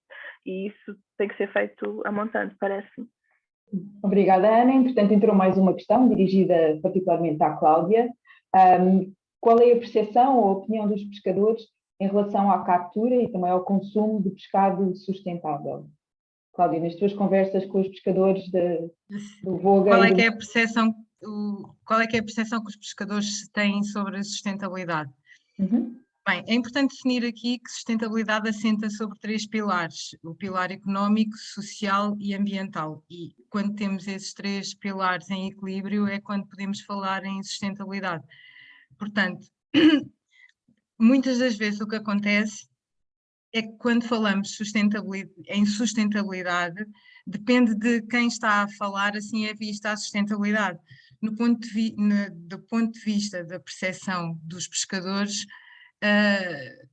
ela é variável, porque se por um lado existe a percepção que é necessário proteger e é necessário apanhar as coisas que estão dentro do tamanho mínimo e tentar ter uma maior valorização da sua captura, por outro lado, quando estamos a falar da sua sustentabilidade pessoal e sabendo que há níveis da pirâmide que ainda estão por preencher, a sustentabilidade já começa a ser mais de financeira e muitas vezes essas contas não são feitas e o financeira muitas vezes corresponde a maiores capturas e isso nem sempre é verdade, não é?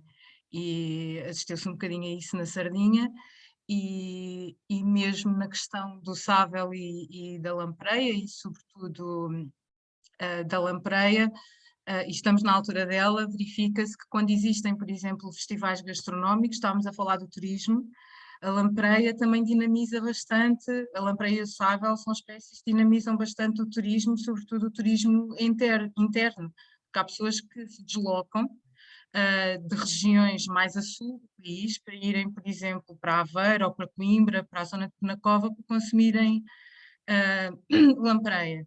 E nessa altura os preços são elevados e nem por isso é feita uma melhor ou uma mais racional gestão da captura para tentar manter esses preços. Portanto, a percepção é relativa dependendo do interlocutor, a percepção de sustentabilidade. Obrigada, Cláudia. Temos mais 2 perguntas, uma relacionada diretamente com a aquacultura, portanto há uma oferta cada vez maior de pescado, de produtos da aquacultura, e como é que vocês veem o papel desta origem de pescado na promoção de um consumo sustentável de pescado? Alguma de vocês quer tomar a dianteira a responder esta questão mais específica da aquacultura? Sim, se calhar posso começar. Sem dúvida que existe papel para a aquacultura em Portugal para promover um consumo mais sustentável. Nós na Ciena, quando advogamos o consumo da aquacultura, advogamos por consumo nacional. Por todas as razões e mais algumas, de facto parece não haver ainda, lá está, volta sempre esta questão dos dados, não é? Mas parece não haver ainda grandes motivos para preocupar. De um modo geral, as aquaculturas em Portugal, claro que poderão haver exceções, mas parece-nos ser uma boa alternativa para quem efetivamente quer consumir pescado e quer optar por pescado da aquacultura. O que nós tentamos dizer é para as pessoas tentarem optar por níveis tróficos mais baixos. Estamos a falar dos bivalves, por exemplo. A aquacultura de algas também nos parece algo que é muito importante de desenvolver, e sabendo que a maior parte de nós come eventualmente peixes, portanto, estamos a falar das douradas, por exemplo, que opta por peixe e não apenas por bivalves ou por outros moluscos e algas, sim, porque não escolher a aquacultura e a aquacultura portuguesa? Sim, essa é a nossa posição. Obviamente que a aquacultura tem muitos impactos ambientais associados, mas o que nós não advogamos é que haja uma transição total, portanto, uma mudança de pescado selvagem para a aquacultura. Não, aquilo, como eu vos disse ao início, aquilo que nós advogamos é que primeiro haja uma redução e a seguir vamos então ver para onde é que podemos focar-nos e o que é que temos que procurar ou privilegiar, mais do que evitar, provavelmente. Mas, claro que sim, existe espaço para a aquacultura na nossa alimentação. Sim. Obrigada, Ana. Aqui, queres também responder, Cláudia? Força, sim, quero só chamar a atenção. Sim, a aquacultura tem espaço, mas depois há aqui outras questões que também têm a ver com o impacto que a aquacultura tem na pesca e no abastecimento, por exemplo, de restaurantes. O facto do peixe da aquacultura não ter um tamanho mínimo, e estou a falar sobretudo de uma espécie em específica, o robalo, pode trazer alguns problemas a nível mais local quando vamos aos restaurantes e vemos peixe, como consumidores, vemos peixe que está abaixo do tamanho e assumimos que é da aquacultura e se calhar não é. Vem de mercados paralelos e isso é um conflito. Portanto, nesta questão de gestão, lá está, estarmos todos juntos, como alguém disse aqui no chat, é o interesse dos pescadores manterem o estoque, claro.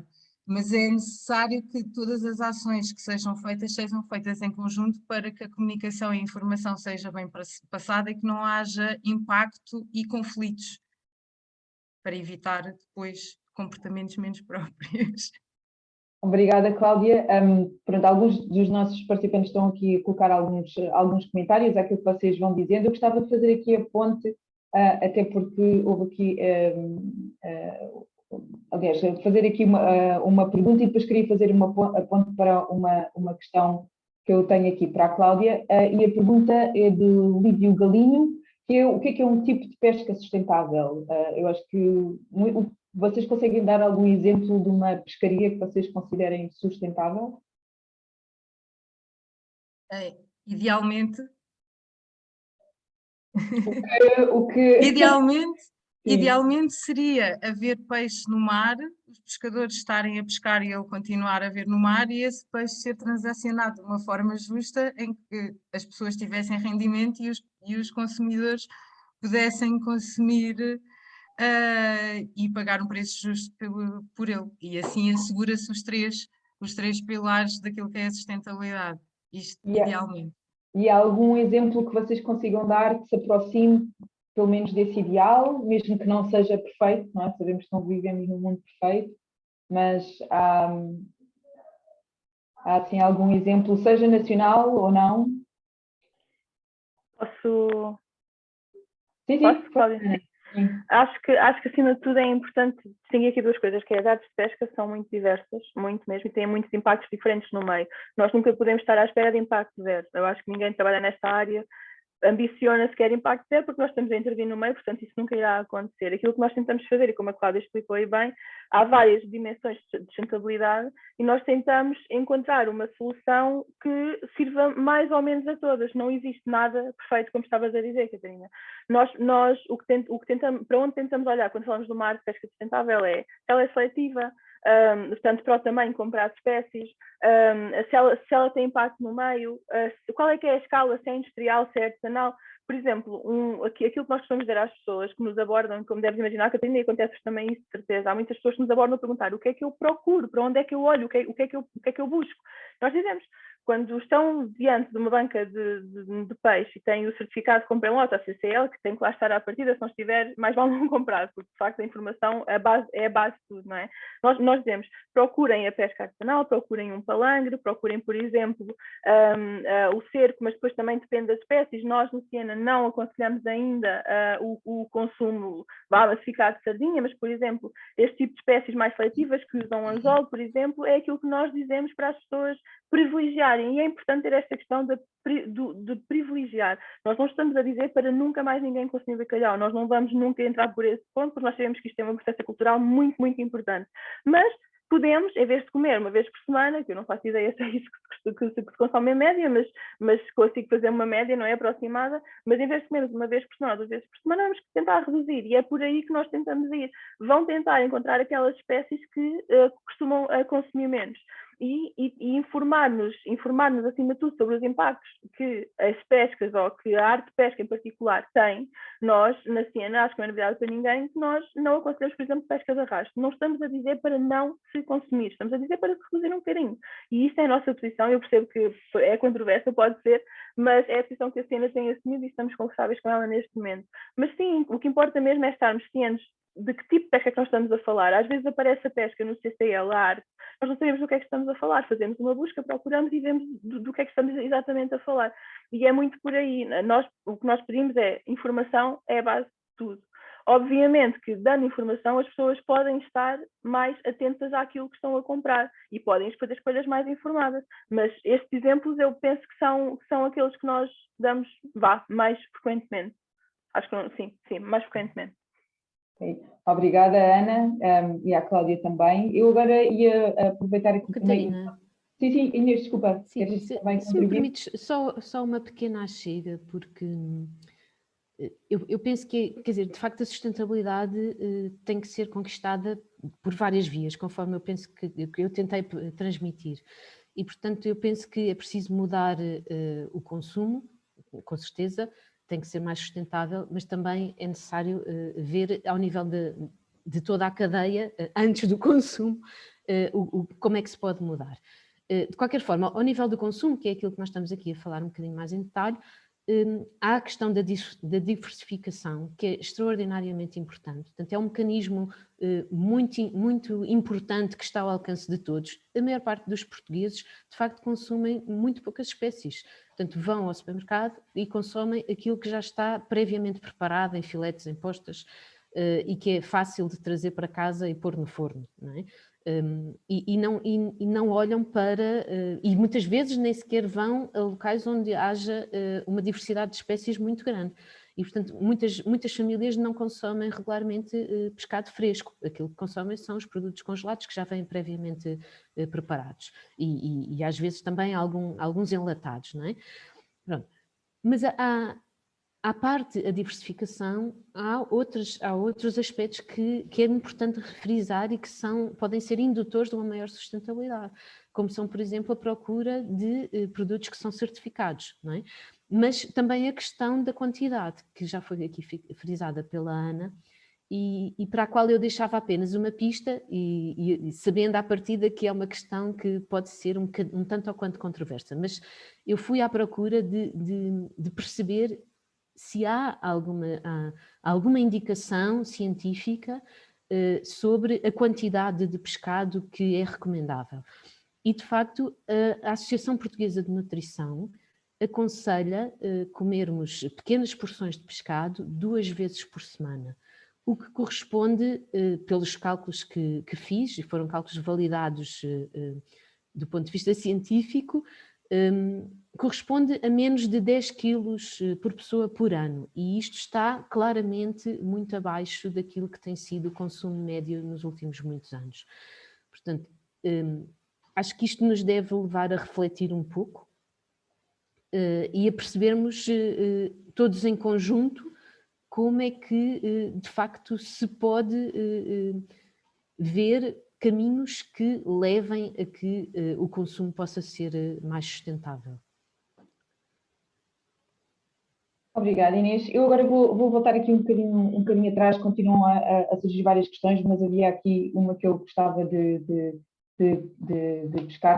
pescar, entre aspas, de retomar, no fundo, que se prende também com a questão do envolvimento dos pescadores, que houve aqui já alguns comentários sobre essa questão e depois também uma pergunta em concreto, relativamente à costão na apanha do percebe nas berlengas.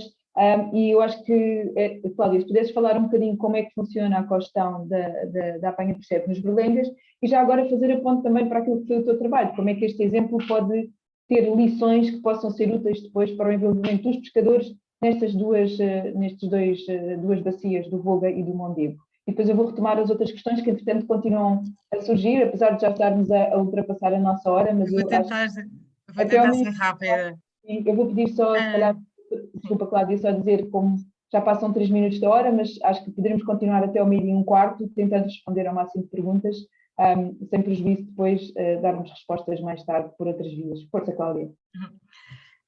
Então, eu tive envolvida também no comitê do Percebo da Berlenga quando começou a ser criado e agora quando foi a sua oficialização e durante o decorrer desta investigação houve coisas que me permitiram também chegar à conclusão de que é necessário haver aqui um passo intermediário para se fazer a cogestão. E isto prende-se muitas vezes com, lá está, a forma ou com aquilo que são a percepção das pessoas.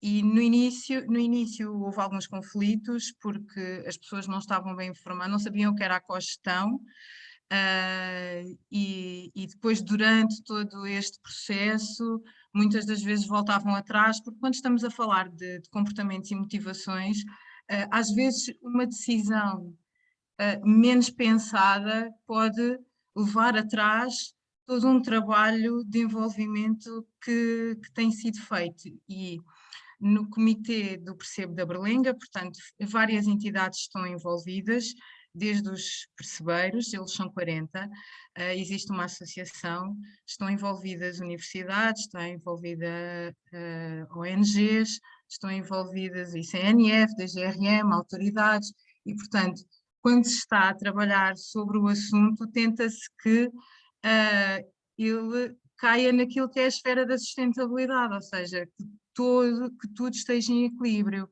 Durante a pandemia isso foi particularmente interessante porque quando abriu a pesca, quando abriu a apanha, nós estávamos confinados e os restaurantes estavam todos fechados e portanto não havia venda. E os restaurantes iam começar a abrir e foi decidido então que em vez de se fazer os 3 dias, fazia só um e depois começaram a abrir mais. Portanto, a gestão, o que isto permite é fazer uma gestão também mais ao momento sobre o sistema. Qual é que é o risco? Depois como é que se acompanha isto? Como é que mantemos as pessoas motivadas e os 40 percebeiros motivados e como é que eles percebem que afinal isto não foi um projeto só para vir financiamento para se fazer alguma coisa e que vai haver continuidade? Isto é uma pergunta que é difícil de responder e que permite tirar ensinamentos para aquilo que poderá ser implementado no Mondego e no Voga. E ainda assim é necessário terem atenção às características dos diferentes sistemas, porque se, por exemplo, no Mondego até faz sentido fazer um comitê de cogestão direcionado para a lampreia e para o sável, porque é representativo tanto para quem pesca nas águas interiores como para quem pesca nas águas marítimas. No Voga isso não é assim tão claro, porque as águas interiores, isto de uma forma geral, quem pesca nas águas interiores tem outras atividades, não é pescador o tempo inteiro. E na Ria da Aveira, em particular, as pessoas, a pesca, se calhar o comitê devia ser mais abrangente, não é?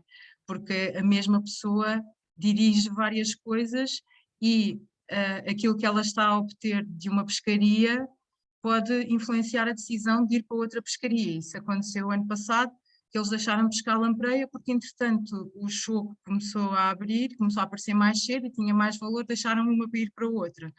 Portanto, há várias coisas que se podem tirar, sobretudo a nível que é mesmo necessário haver uma melhor educação das pessoas. As pessoas precisam de perceber, de fazer contas, quando é que compensa ir à pesca, as pessoas precisam de ser capacitadas para advocar por melhores preços, preços mais justos na venda das suas capturas e também que compensa estarem organizados e melhor organizados para defenderem aquilo que é do seu interesse e, obviamente, que a conservação do recurso e a sua valorização é do interesse de todos e acaba por contribuir para aquilo que é a sustentabilidade.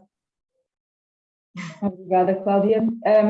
Pronto, eu tentei agora aqui agrupar as várias perguntas que foram surgindo por tema, portanto peço-vos a vossa compreensão, porque para a conversa também ser mais fluida, portanto eu vou fazer as perguntas não necessariamente pela ordem que elas foram apresentadas, mas por temas. E voltando aqui à questão do que é a pesca sustentável, um dos nossos participantes diz que pelas vossas respostas se conclui que de facto toda e qualquer pesca é ambientalmente insustentável, e pode ser potencialmente perigosa para a saúde, pelo o excesso de consumo de proteína animal, a contaminação por metais pesados, microplásticos, etc. Portanto, os pilares nunca poderão estar equilibrados. Portanto, isto é mais aqui um comentário de enquadramento da questão. Mas há aqui duas perguntas interessantes que eu gostaria de vos colocar. Uma que tem a ver com se pescarmos de acordo com o MSY, ou seja, com o rendimento máximo sustentável, como fazemos em Portugal, se isto é pesca sustentável ou não.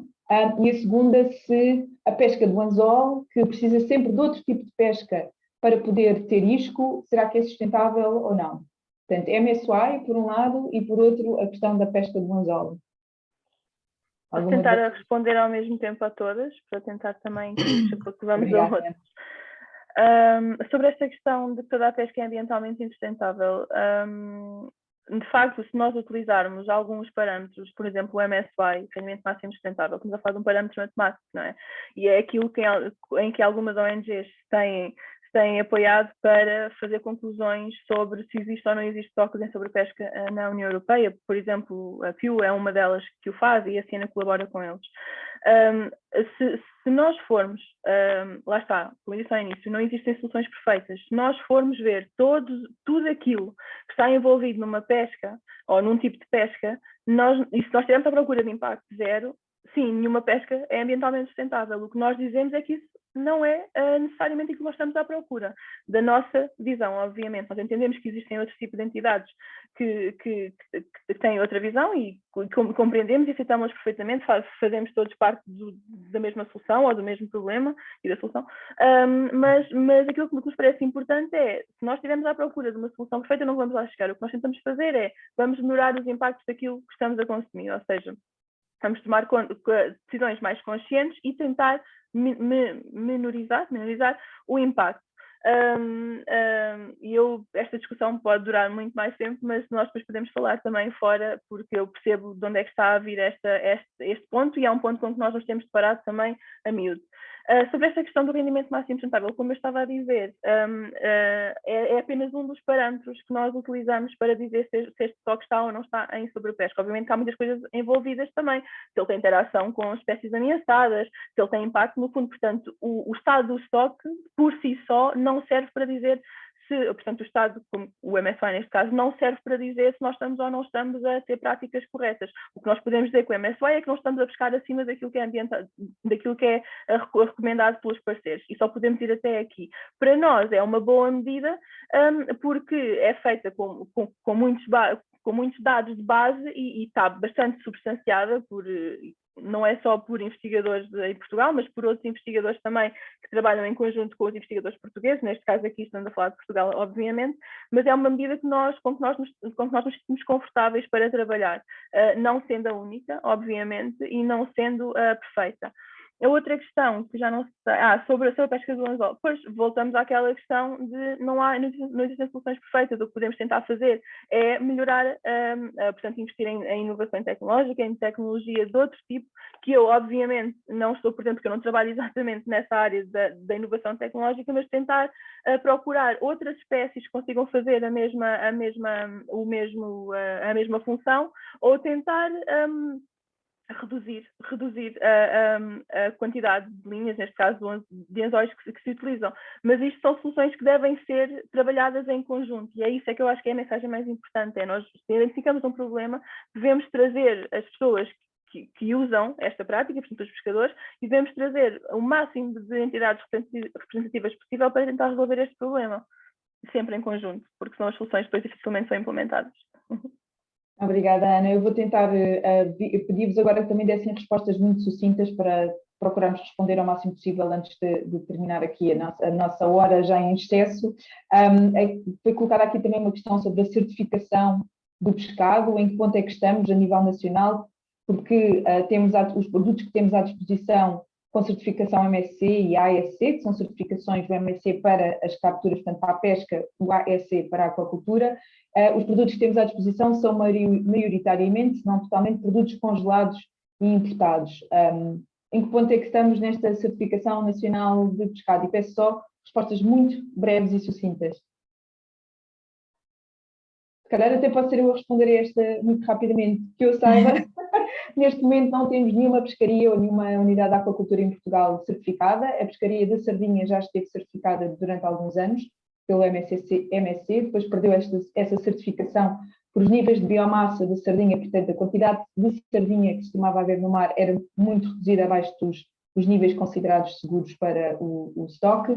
Creio que também houve uma produção da aquacultura offshore, um mexilhão, se não me engano, ao largo do Algarve, também teve certificação, mas creio que também já não está em vigor, portanto no panorama nacional estamos neste ponto. Uma outra questão sobre a aquacultura, que é poder ser uma solução económica de escala, mas como se pode justificar a alteração dos ecossistemas e também das cadeias alimentares. Algum de vocês quer responder sobre esta questão da aquacultura?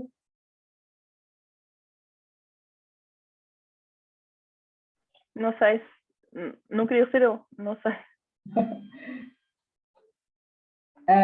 Então se calhar eu vou deixar passar e podem ir pensando e vou passar à outra, porque a Inês está aqui a dizer-me que pode responder a uma pergunta sobre a comunicação relativamente às pessoas muitas vezes nem sequer compreenderem os conceitos, creio que era de sustentabilidade na pesca e como chegar mais longe e com sucesso.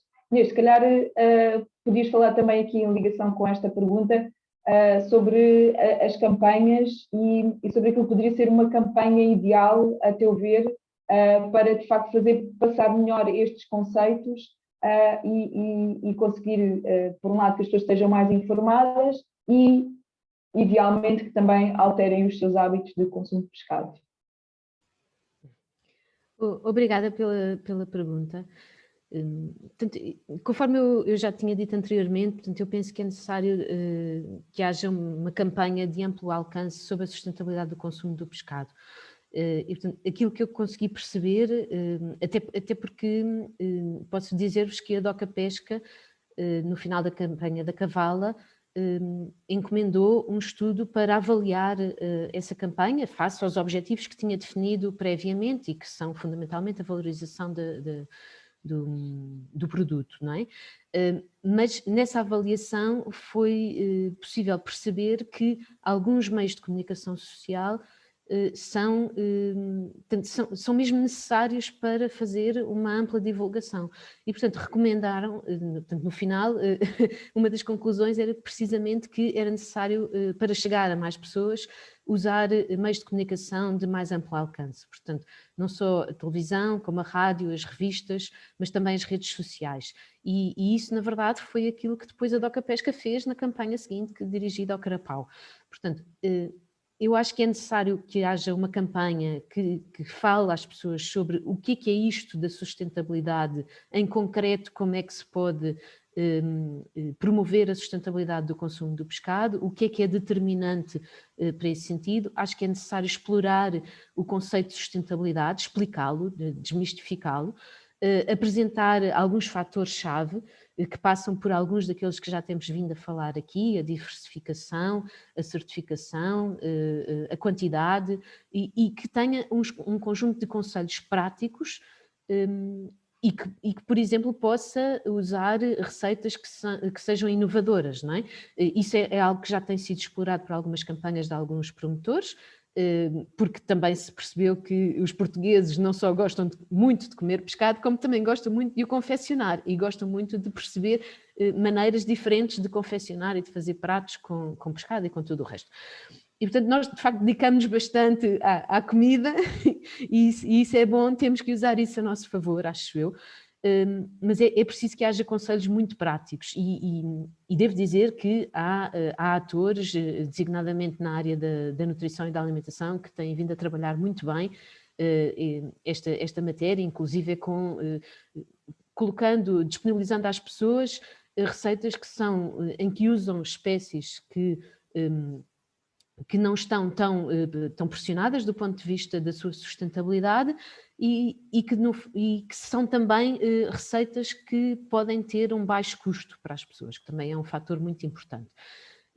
Penso que seria interessante, numa campanha de amplo alcance, incluir a divulgação da evolução das capturas, do consumo e do valor da primeira pesca do pescado, por exemplo, na última década. Acho que seria interessante que as pessoas pudessem perceber um bocadinho o que é que se tem vindo a passar em Portugal nos últimos anos. E acho que também era bom que houvesse uma publicação regular de recomendações oficiais de consumo de pescado. Isso é uma das medidas que eu identifiquei e que discuti com algumas pessoas. Penso que poderia ser uma coisa em que se poderia evoluir, porque neste momento há recomendações por parte de várias organizações, não há necessariamente uma recomendação que seja reconhecida por todos como a recomendação indicada. Portanto, eu penso que é necessário fazer pontes entre a academia, as ONGs, os setores públicos, para que possamos todos falar, não digo uma só voz, mas pelo menos de uma forma articulada. Inês, muito obrigada. Já estamos a passar da hora, sei que ainda há algumas questões por responder, peço a vossa compreensão, poderemos tentar responder depois offline. Eu gostava de agradecer a todos e a todas que estiveram aqui hoje e que nos acompanharam até ao fim, mesmo depois da hora prevista. Agradecer também às nossas oradoras. Queria só referir duas coisas. Uma é que esta gravação irá ser disponibilizada na pasta da Rede Alimentar Cidades Sustentáveis e ficará também, creio, no YouTube da Siena, portanto, e podemos depois também partilhar o link para quem não conseguiu participar poder ver, ou quem não teve em todo o nosso webinar. E gostava também só de referir que o próximo encontro do Grupo de Trabalho de Governança, Políticas Públicas e Estratégias da Rede Alimentar Cidades Sustentáveis será dedicado às políticas públicas de acesso à terra para produção local ao nível dos municípios e irá decorrer em abril. Fiquem atentos também a esta mailing list, quem pertence à mailing list da Rede Alimentar Cidades Sustentáveis, porque irá ser feita a divulgação por essa via. Obrigada então a todos, muito obrigada também à Rosário Palha, que esteve connosco no início da sessão, não sei se ainda aí está, mas fiquem atentos também ao trabalho da Rede Alimentar Cidades Sustentáveis e um bom dia e até à próxima. Muito obrigada a todos. Obrigada. Obrigada.